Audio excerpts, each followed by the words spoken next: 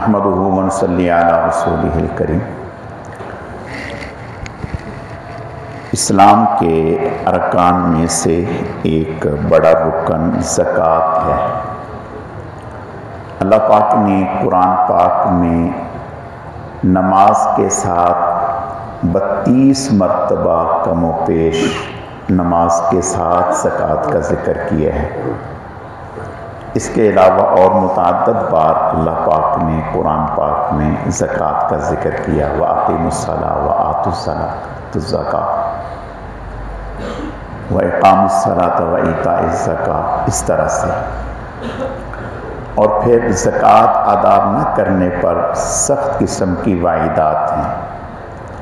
احادیث تو بہت بڑی تعداد میں ہیں زکوٰۃ سے متعلق۔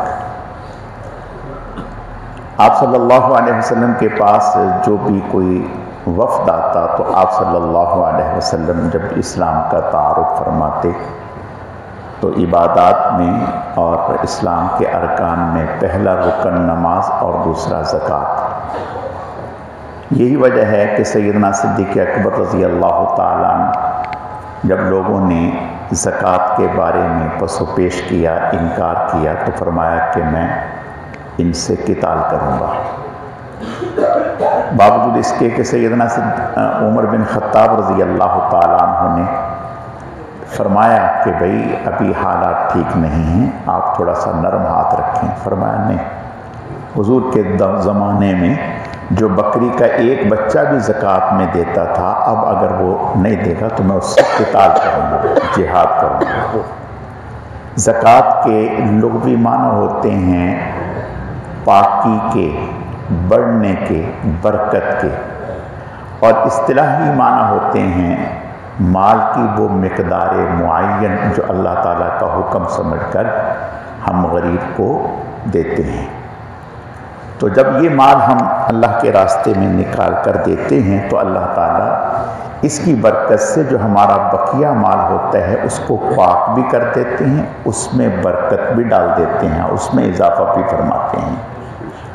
اور اگر خدا نخواستہ ہم بچت کے لیے اس کو روک لیتے ہیں تو یہ دوسرے مال کی بھی تباہی کا سبب بن جاتا ہے۔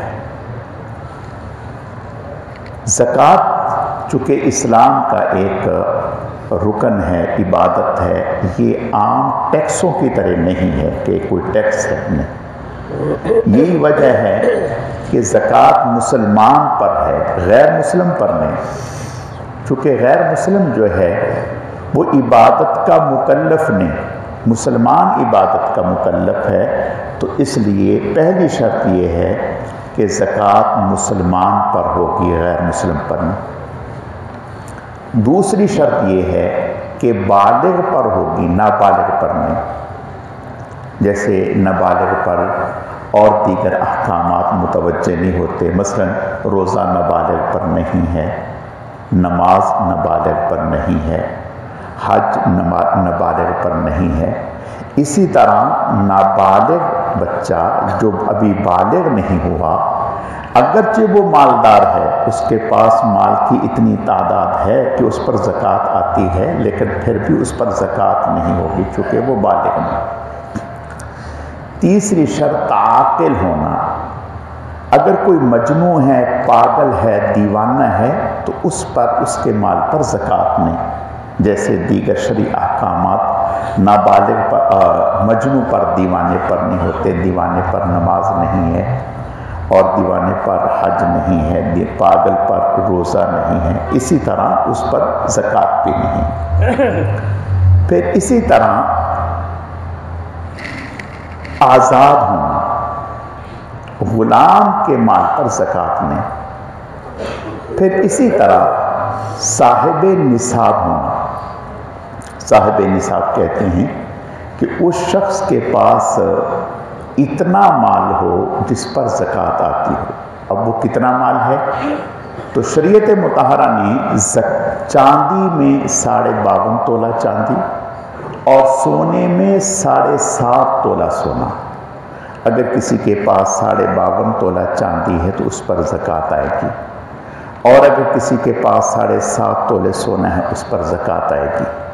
تو یہ ہے صاحب نصاب ہونا۔ پھر زکوٰۃ کی ادائیگی کے لیے سال کا ہونا بھی ضروری ہے، یعنی اس کے مال پر 1 سال پورا ہو جائے۔ اگر کسی کے پاس آج ہی مال آیا ہے تو اس پر زکوٰۃ نہیں ہے جب تک کہ سال نہ گزر جائے۔ اور پھر نصاب کا قرض سے محفوظ ہونا، یعنی اگر ایک آدمی صاحب نصاب ہے، مثال کے طور پر ایک آدمی کے پاس 3 لاکھ روپیہ آیا ہے، اب وہ صاحب نصاب ہو گئے، لیکن اس کے ساتھ ہی وہ 2.5 لاکھ کا مقروض بھی ہے، اس نے 2.5 لاکھ قرض بھی دینا ہے، تو ایسی صورت میں اس پر زکوٰۃ نہیں ہوگی، اس لیے کہ وہ مقروض ہے۔ تو یہ شریعت مطہرہ نے شرائط بتائیں کہ جس کے پاس ایسا مال ہو، اور پھر مال نامی ہو۔ مال نامی کہتے ہیں سونا چاندی خواہ کسی بھی شکل میں ہو، اور اسی طرح سامان تجارت خواہ کوئی بھی ہو سوائے شراب کے، اللہ ہماری حفاظت فرمائے۔ تو سامان تجارت ہونا اور سونا چاندی کسی بھی شکل میں ہونا، نقدی ہونا، تو یہ مال نامی ہے۔ اگر یہ مال موجود ہے تو اس پر زکوٰۃ آئے گی۔ باقی انشاءاللہ کل اللہ تعالیٰ سمجھنے کی، عمل کرنے کی توفیق عطا فرمائے۔ حافظ صہیب کے سسر صاحب، ان کی صحت یابی کے لیے دعا فرمائے۔ فاطمہ خاتون کی صحت یابی کے لیے، قاسم صاحب کے کاروبار میں برکت کے لیے۔ الحمدللہ رب العالمین والعاقبۃ للمتقین والصلاة والسلام علی سید المرسلین۔ اللہم صلی علی محمد النبی الأمی وعلی آلہ واصحابہ وبارک وسلم وصلی علیہ۔ اے اللہ اپنے کرم سے ہماری اس نماز کو، زندگی بھر کی پہلی تمام نمازوں کو، دیگر تمام اعمال صالحہ کو اپنی بارگاہ میں اعلیٰ درجے میں قبول فرما۔ اے اللہ قبول فرما، اے اللہ قبول فرما، کمی کوتاہیوں کو معاف فرما۔ اے اللہ اپنے کرم سے ہمارے روزوں کو، ہماری تراویح کو اپنی بارگاہ میں قبول فرما۔ اے اللہ قبول فرما۔ اے اللہ اس ماہ مبارک کی قدردانی کے توفیق عطا فرما، اس ماہ مبارک کا حق ادا کرنے کے توفیق عطا فرما، اس ماہ مبارک کے ایک ایک لمحے کو عبادات میں، ذکر اذکار میں، تلاوت میں، نوافل میں گزارنے کی توفیق عطا فرما۔ اے اللہ اس ماہ مبارک میں اور پھر پوری زندگی ہر قسم کے گناہ سے ہماری حفاظت فرما۔